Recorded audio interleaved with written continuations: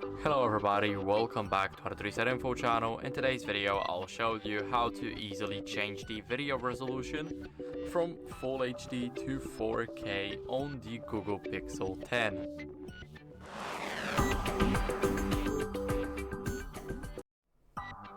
So first, what you guys want to do is go over to the camera app. Now here in the camera app, what you guys want to do is go over and click the camera to switch to the videos.